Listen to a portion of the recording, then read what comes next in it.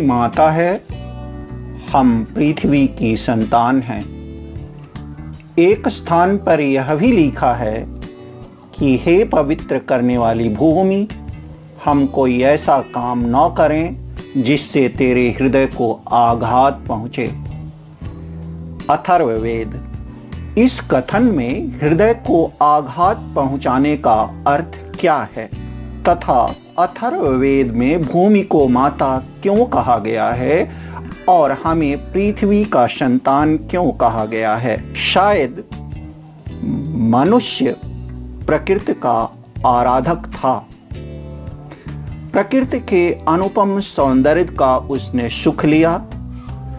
उसके छल छलाते स्नेह से अपने को आप्लावित किया और उसके सुर में सुर मिलाकर जीवन के संगीत की रचना की। किंतु आश्चर्य है कि आज मनुष्य अपनी लालसा, गुणात्मक जीवन और भौतिक सुख सुविधा के लिए प्राकृतिक संपदाओं का दोहन व्यवस्थित रूप से नहीं करते हुए संरक्षण करने के बदले प्रकृति का निजी स्वार्थ हेतु विध्वंस करने में लग गया है।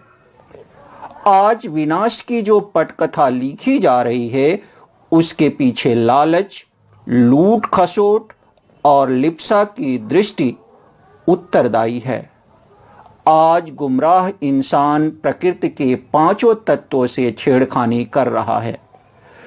प्रकृति न तो पाषाणी है और न ही मूकदर्शिनी, उसे बदला लेने आता है। प्रकृति की त्योरियां और तेवर बता रहे हैं कि वह बदला लेने पर आमादा है। दोनों तरफ से मोर्चे खुल चुके हैं, जाने कब क्या हो जाए। वन विनाश, अंधाधुंध प्रदूषण, संसाधनों का अनर्गल शोषण, नाभिकीय अस्त्रों की मूर्खतापूर्ण अंधी दौड़ और औद्योगिक या प्रौद्योगिक उन्नति के नाम पर प्रकृति से अधिक छेड़छाड़ एवं हवा, पानी और मिट्टी जैसे प्राकृतिक साधनों के दुरुपयोग ने मनुष्य जाति को ही नहीं, संपूर्ण जीव जड़ को विनाश के कागार पर खड़ा कर दिया है। आज आवश्यकता इस बात की है कि विश्व के तमाम राष्ट्र जलवायु परिवर्तन के गंभीर खतरे को लेकर आपसी मतभेद भुला दें और अपनी अपनी जिम्मेदारी ईमानदारी से निभाएं, ताकि समय रहते सर्वनाश से उबरा जा सके। विश्व विनाश से निपटने के लिए सामूहिक एवं व्यक्तिगत प्रयासों की जरूरत है। इस दिशा में आंदोलन हो रहे हैं। अरण्य रोदन के बदले अरण्य संरक्षण की बात हो रही है। सचमुच हमें आत्मरक्षा के लिए पृथ्वी की रक्षा करनी होगी। क्या करनी होगी? आत्मरक्षा के लिए पृथ्वी की रक्षा करनी होगी। हाँ भाई हाँ, आत्मरक्षा के लिए पृथ्वी की रक्षा करनी होगी। अथर्ववेद का कथन याद है ना?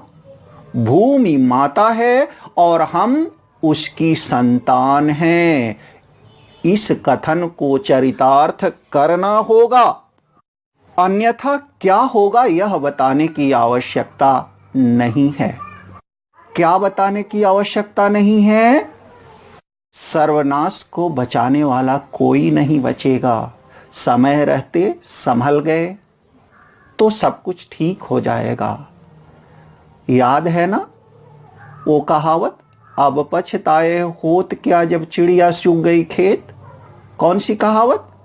अब पछताए होत क्या जब चिड़िया चुग गई खेत। समय रहते संभलने की आवश्यकता है। हमें प्रकृति की तरफ जाने की आवश्यकता है। पर्यावरण के प्रति अपनी जिम्मेदारियों को निभाने की आवश्यकता है। प्रकृति संरक्षण की जरूरत है, जल संरक्षण की जरूरत है और वायु प्रदूषण को रोकने के लिए ठोस कदम उठाने की आवश्यकता है।